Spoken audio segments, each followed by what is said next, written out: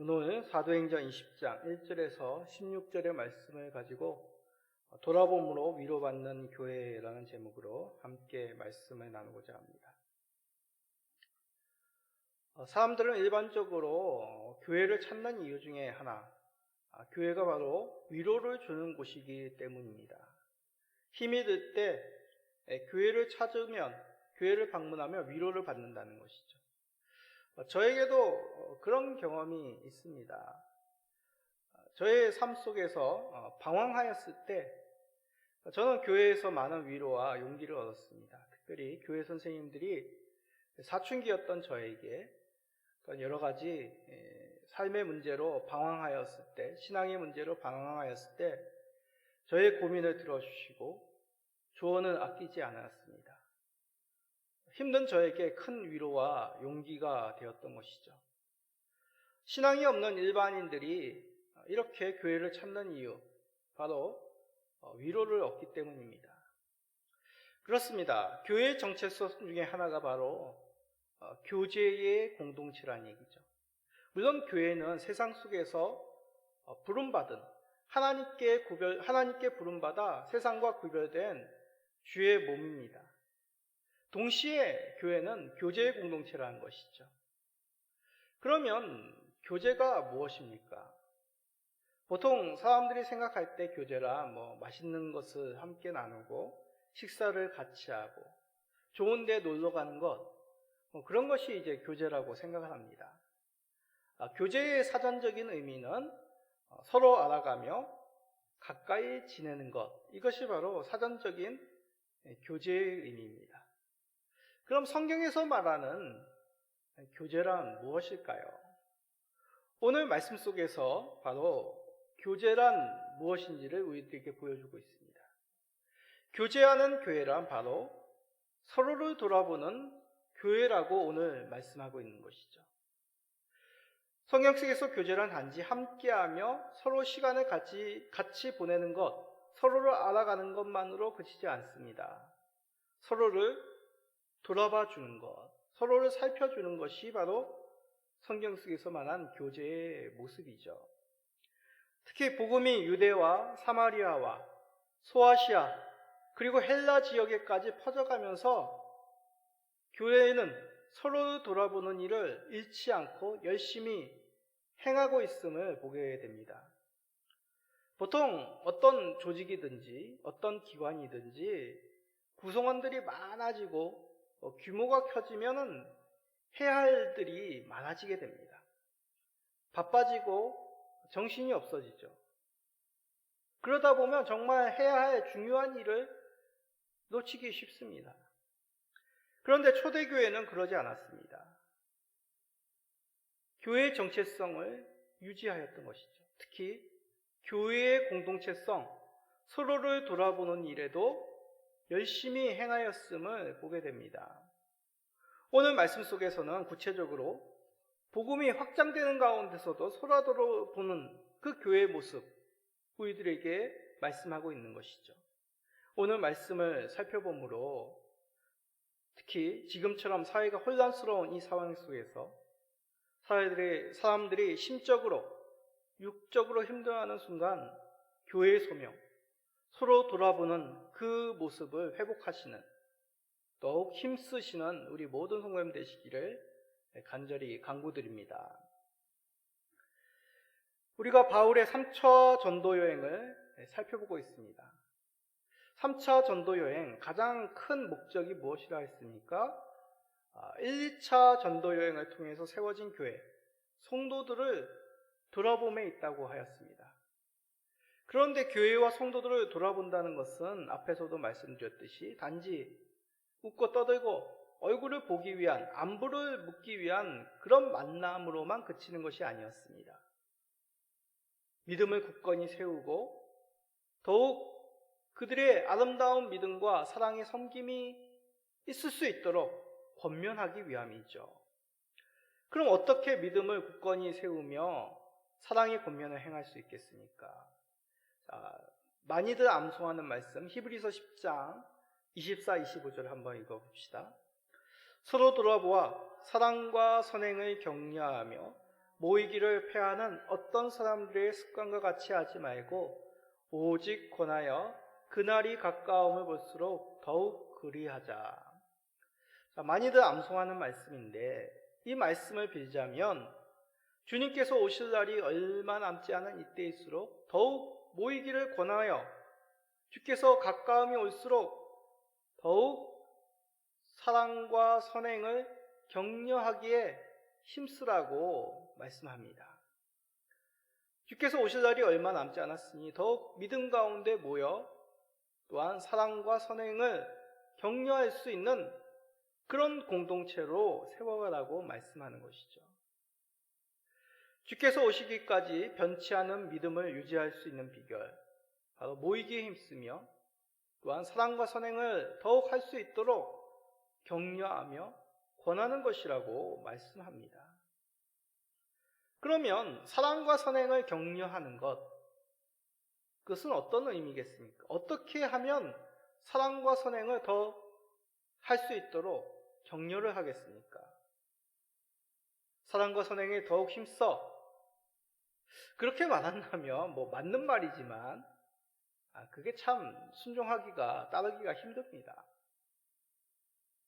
사랑과 선행을 격려하는 것, 그것은 아름다운 사랑과 선행을 모범적으로 보이는 것, 그렇게 내 자신이 먼저 살아가는 것, 그런 아름다운 사랑과 선행을 더욱 드러내는 것이라고 오늘 읽은 본문 가운데 말씀하고 있습니다.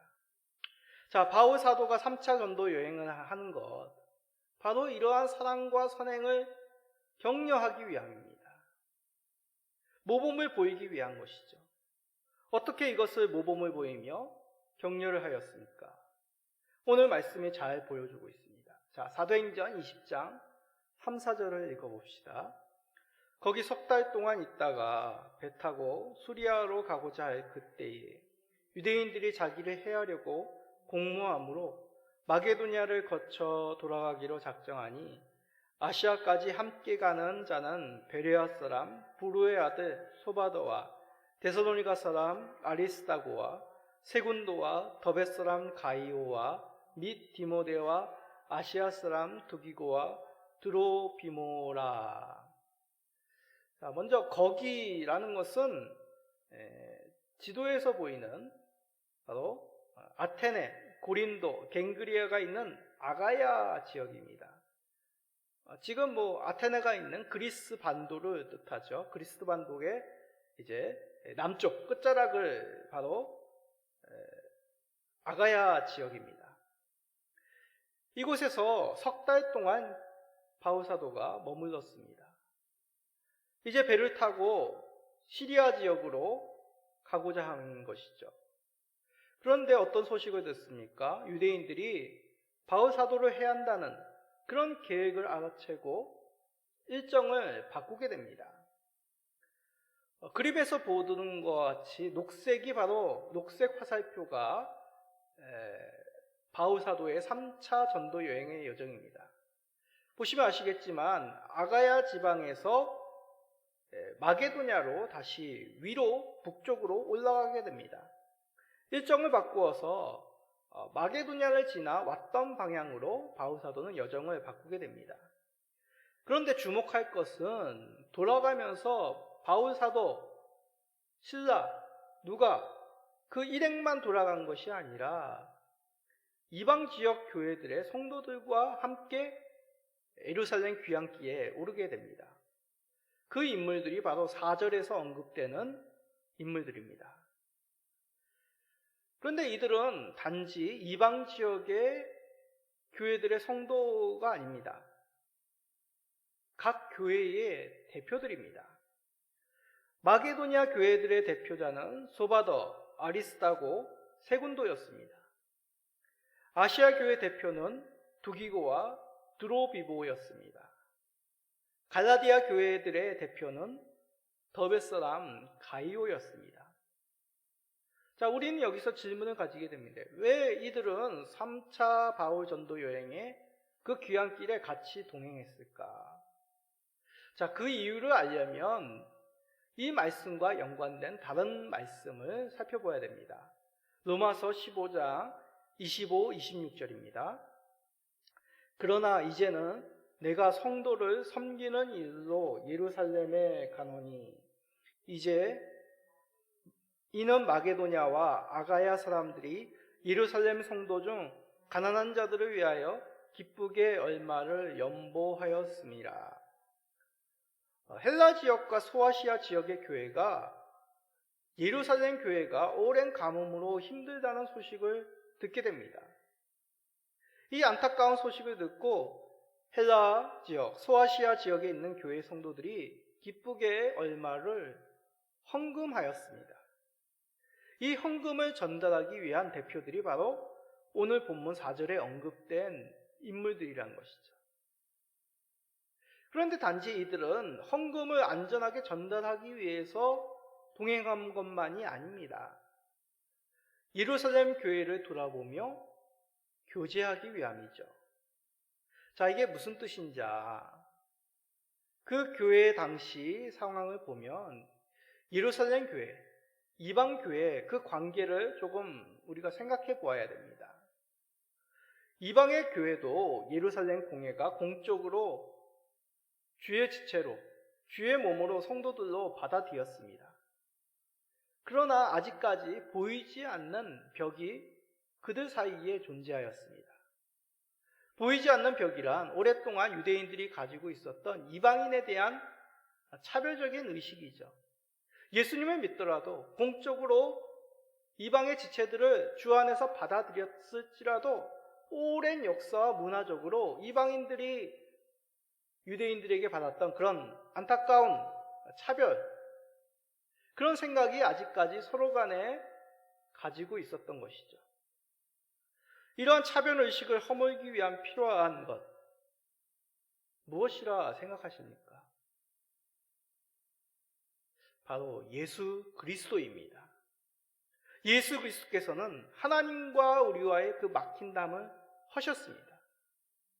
이와 같이 예수 그리스도를 통해서 교회는, 성도들은 하나 되어 하나님 앞에 나아갈 수 있는 것이죠. 자, 이를 에베소서 2장 17절, 18절에서 잘 설명합니다. 또 오셔서 먼 데 있는 너희에게 평안을 정하시고 가까운 데 있는 자들에게 평안을 정하셨으니 이는 그로 말미암아 우리들이 한 성령 안에서 아버지께 나아감을 얻게 하려 하심이라. 여기서 말하는 먼 데 있는 너희란 바로 이방인의 지체들을 의미합니다. 그럼 가까운 데 있는 지체는 있는 자들은 누구겠습니까? 바로 유대인들의 성도죠. 가까이 있는 자들이나 먼 데 있는 자들이나 이방인이나 유대인이나 한 성령 안에서 아버지 앞에, 하나님 앞에 나아갈 수 있는 그 은혜를 예수 그리스도로 말미암아 얻게 된 것입니다. 예수 그리스도의 하나됨을 믿는다면 어려움에 처해 있는 성도들을 돌아봄이 마땅하다는 것이죠. 비록 유대인일지라도, 비록 이방일지라도 서로 돌아보아 그들의 믿음을 세워주는 것, 이것이 바로 그리스도 안에서의 한 지체됨이라는 의미입니다. 그러기에 다른 교회 성도들을 돌아본다라는 것은 단지 구제함, 어려움에 처해 있는 지체를 돕는다는 의미만이 아닙니다. 이방 교회 지체들이 함께 바울 사도의 여정을 통해서, 함께 동행함을 통해서 유대 교회와 성도들과 하나됨을 누리는 것이죠. 이를 어려움에 처해 있는 예루살렘 교회에 그 사랑의 연보, 헌금을 함께 전함을 통하여 그 은혜로움을 서로 간에 피차 누린다는 것입니다. 이 말씀은 지금 우리의 상황 속에서 참 위로가 되고 우리 가운데 새겨야 될 말씀입니다. 지금 우리 예루살렘 시민교회가 여러 교회와 성도들의 헌금과 후원으로 유지되고 있습니다. 이렇게 우리가 헌금과 후원을 받는 이유, 단지 구제만을 위한 것이 아니라는 얘기죠. 예수 그리스도 안에서 하나됨을 누리고 있는 것입니다. 이 사랑의 돌아봄으로 예수님의 복음이 필요한 자들에게 또다시 예수 그리스도의 하나됨이 전해질 수 있도록 교회와 성도들이 기도와 사랑으로 섬기는 것이죠.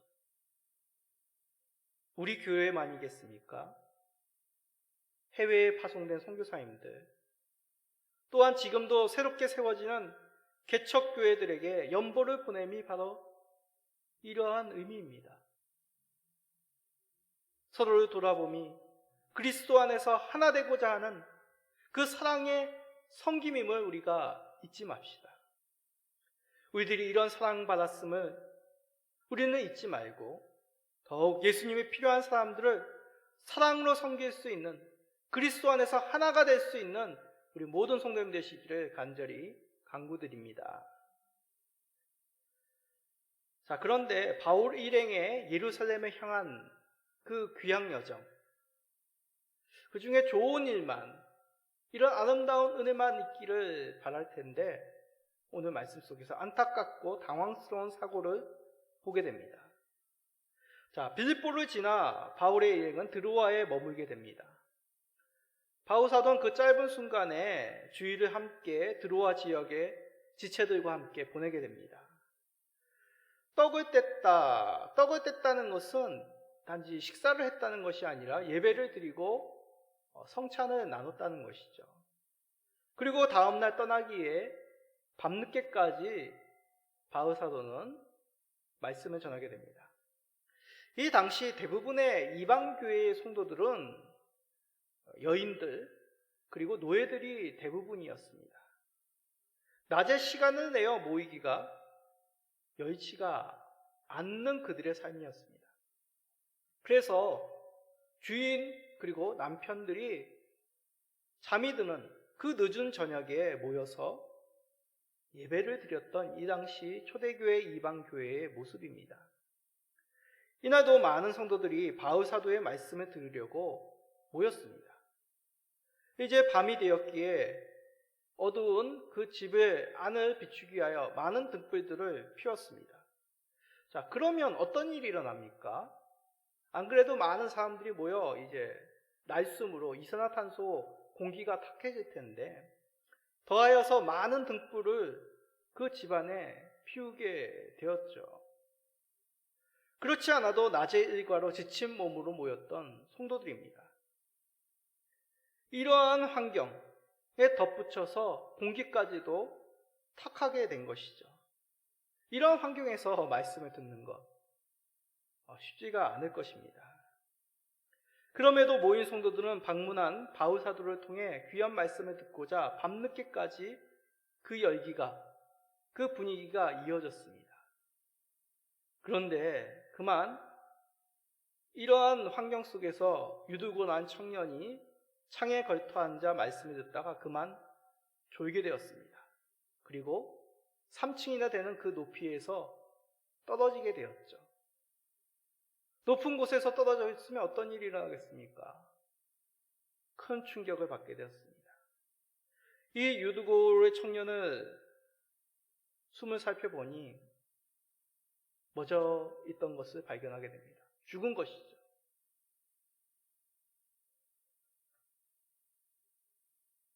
가족들, 모인 성도들, 그리고 말씀을 전하는 바울 사도, 얼마나 큰 충격과 놀라움과 슬픔에 잠겼겠습니까? 다른 것도 아닙니다. 말씀을 듣기 위하여 모여 그 늦은 시간까지 함께 은혜를 나누던 순간이었습니다. 그 가운데 젊은 청년이 안타까운 사고로 목숨을 잃게 된 것이죠. 주의 말씀을 받는 그 은혜의 자리가 그만 슬픔의 자리, 놀람의 자리, 어떻게 해야 될지 모르는 그런 당혹한 자리가 된 것입니다. 만약 지금 그러한 일이 일어난다면 생각만 해도 눈앞이 캄캄해집니다. 그런데 이런 비슷한 일이 구약시대 때에도 있더군요. 여러 번 말씀을 우리가 인용한 사건입니다. 다름 아니라 엘리야, 엘리사 시대 때의 일입니다. 엘리야 선지자는 아합 시대에 징계의 가뭄을 하나님의 말씀, 뜻을 쫓아 선포하게 됩니다. 가뭄이 들게 되죠. 하나님의 인도로 엘리야 선지자는 사르밧 과부의 집에 머물게 됩니다. 그 가운데 하나님께서는 이 가운데서도 구원의 은혜가 있음을 나타내시기 위하여 여인의 집에 있는 병들의 기름을 가득 채우시고 끊이지 않게, 가뭄이 있을 때까지 끊이지 않게 하십니다. 이곳에도 하나님의 은혜가, 구원의 은혜가 임하였음을 보여주시는 사건이죠. 그런데 어떤 일이 일어납니까? 그만 과부의 하나뿐이 없는 아들이 병들어 죽게 됩니다.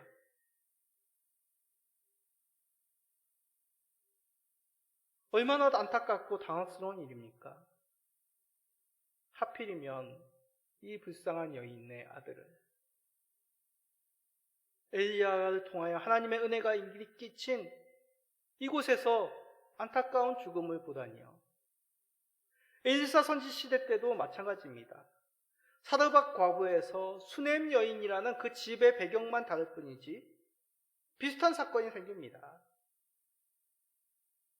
우리는 이런 사건, 뜻하지 않은 이 괴로운 사건을 왜 이런 일이 일어났을까? 그런 궁금함이 생깁니다. 그러나 성경은 그것에 대한 이유를 보여주지 않습니다. 단지 선지자를 통하여, 그리고 오늘 읽었던 이 안타까운 사건 속에서도 바울 사도를 통하여 하나님의 놀라운 치유의 기적을 보여주십니다. 자, 사도행전 20장 10절입니다. 바울이 내려가서 그 위에 엎드려 그 몸을 안고 말하되 떠들지 말라, 생명이 그에게 있다 하고. 바울의 치유의 방식은 마치 엘리야, 엘리사 선지자의 소년들을 치유했던 과정과 비슷합니다. 바울 사도 몸을 청년의 몸에 포갭니다. 그리고 안습니다. 생명이 청년에게 돌아오게 됩니다. 이것은 하나님의 은혜가 이 소년에게, 바울 사도를 통해 이 소년에게 임하였음을, 치유와 회복과 생명이 이 소년에게 전달됨을 보여주는 것이죠. 하나님의 치유의 은혜입니다. 그런데 우리가 여기서 오늘 이 시간에 주목해야 될 말씀은 11절, 12절입니다. 사도행전 20장 11절, 12절입니다. 올라가 떡을 떼어 먹고 오랫동안 곧 날이 새기까지 이야기하고 떠나니라. 사람들이 살아난 청년을 데리고 가서 적지 않게 위로를 받았더라. 바울 사도는 이제 새벽이 되어 여행길에 올라야 됩니다. 이 당시 여행은 지금처럼 나가면 차가 있고 기차가 있고 쉽게 여행을 할 수 있는 그런 문화가 아닙니다. 도보나 배를 타고 며칠을 가야 되는 고단한 여행의 길. 그럼에도 바울 사도는 해가 뜨기까지 남아 함께 성찬을 나누고 교제를 합니다. 왜 그렇겠습니까? 위로를 주기 위함이죠. 여기서 위로라는 것은 단지 감정적인 위로를 뜻하는 것만이 아닙니다. 믿음을 경고케 하며 사랑의 권면이 담겨 있는 것이죠. 즉 교회와 성도들이 예상치 못한 이 사고로 인해 슬픔과 괴로움에 있지 않도록 바울 사도 함께 남아 위로를 안겨주는 것입니다. 바울 사도마저 즉시로 떠난다면 이 놀란 마음이 진정되지 않는 성도들, 그 어려운 마음이 더 커지지 않겠습니까? 성도들의 마음이 진정될 수 있도록 이 당혹스러운 사건 속에서 하나님께서 회복시키는 은혜가 새겨질 수 있도록 바울 사도는 최대한 그곳에 함께 남아 교제를 나눴던 것입니다. 그리하여 성도들의 믿음을 세우며 은혜를 기억할 수 있도록 권면한 것이죠. 바울 사도의 여정을 생각해 보십시오. 하루속히 헌금을 전하기 위하여 귀향의 여정에 올라야 됩니다. 빨리 예루살렘 교회를 방문해야 되는 그의 일정입니다. 그럼에도 드로아 지역에 있는 성도들의 마음을 어루만지기 위하여 말만이 아니라 그 어려운 여정 속에서 그는 최대한 성도들과 함께 시간을 보내며 행동으로, 삶으로 믿음과 은혜를 경고케 합니다. 우리의 사역이 이래야 됩니다. 나의 중심적인, 일 중심적인 모습이 아니라 연약한 성도들을 위하여 어려운 성도들의 마음을 만지며 믿음과 사랑을 세워가야 되는 것이죠. 삶으로 살아내는 것이 말은 쉽지 이렇게 연약한 자들을 위주로 돌아보며 기다려주는 것 쉽지가 않습니다. 그럼에도 어려운 성도들의 입장에서 생각하며 믿음과 은혜를 세워가는 것, 이것이 바로 주님께서 우리들에게 보여준 사랑입니다.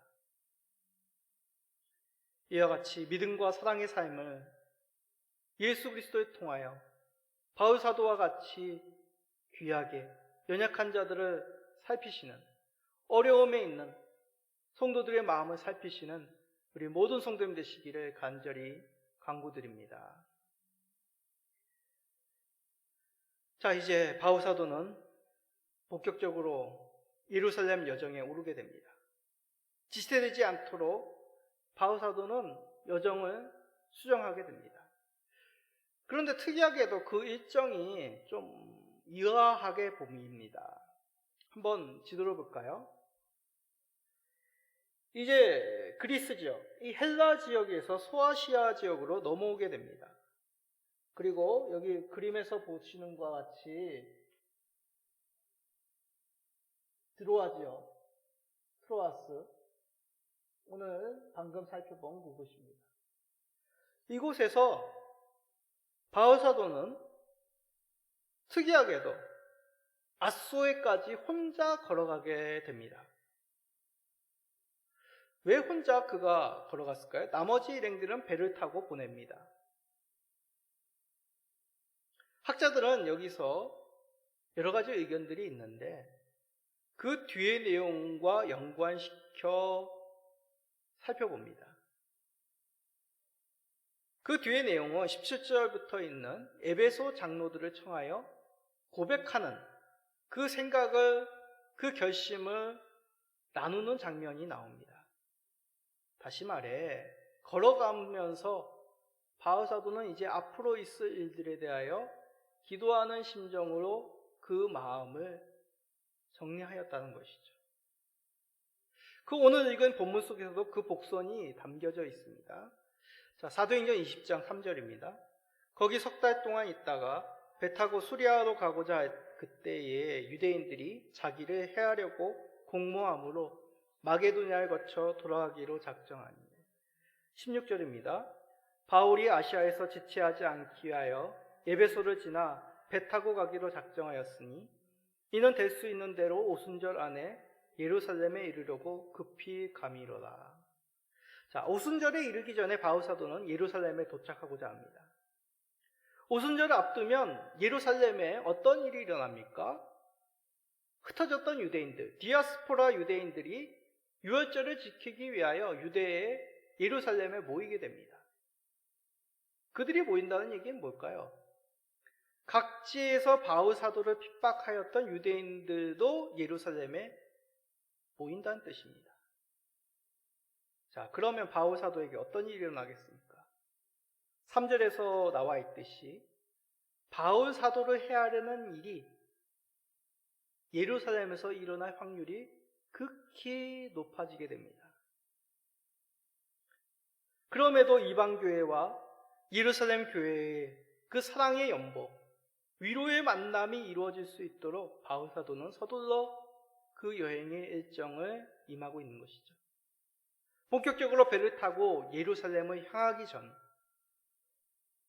그 심란한 마음들, 불안한 마음들, 두려운 마음들, 기도하는 심정으로 앞으로의 일들에 대해서 마음을 정리하는 것이 필요했습니다.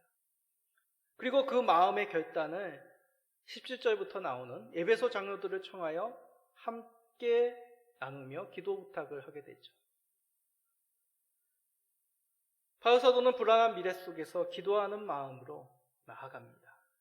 다시 말해 사랑과 위로의 돌아봄의 결과는 단지 평안을 바라며 돌아보기, 단지 머물기 위한 그런 사랑과 위로의 격려가 아니었습니다. 하나님 나라를 품고 주께 모든 것을 맡기며 주께서 명하신 일에 더욱 힘을 내기 위하여 준비하는 그의 여정이었던 것이죠.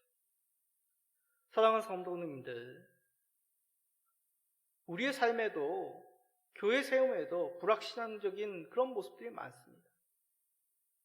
두렵고 불안하고 때로는 당황스러운 일, 은혜를 잃어버릴 만한 사건도 접하게 됩니다. 그런 하나님께서는 우리를 돌아보시며 위로와 격려를 아끼지 아니하십니다. 교회와 성도들을 통하여 우리의 연약한 믿음을 견고케 하시며 위로하시며 세워주십니다. 그러기에 우리는 바울 사도와 같이 잠시 쉴 수 없으며 피곤한 무릎을 일으켜 세워 주를 쫓아야 됩니다. 이것이 바로 사랑의 섬김을 받게 하신 이유, 기도하는 마음으로 주를 쫓아야 되는 이유 아니겠습니까? 지금 세상은 주 예수님이 절실합니다. 전쟁과 자연재해, 끊이지 않는 코로나 바이러스의 두려움, 설상가상으로 국내적으로 크나큰 슬픔에 잠기며 전쟁과 경제적인 위기에 직면해 있습니다. 국민들은 두려움과 분노, 슬픔에 잠겨 있으며 곳곳에서 당황함을 발견하게 됩니다. 이러한 세상에 필요한 분이 바로 예수 그리스도 아니겠습니까? 그렇다면 그 이름을 전하는 교회와 성도들이 먼저 주의 돌아오심, 그 속에서 위로가 있었음을 기억하여 더욱 사랑과 선행을 격려할 수 있는 우리 믿음의 삶이 되어야 되지 않겠습니까? 지금 우리는 어려움에 처한 교회와 성도들을 돌아보며 사랑으로 섬기는 것이 바로 우리를 주께서 불러주신 이유로 기억해야 되겠습니다. 우리들의 삶 속에서 우리가 받은 그 하나님의 위로가 변치 않았다는 것을 기억하심으로 더욱 만나는 사람, 이웃들에게 예수 그리스도의 위로를 전하시는, 그리하여 그들의 믿음을 세워가시는 모든 성도님 되시기를 간절히 축복드립니다. 아멘.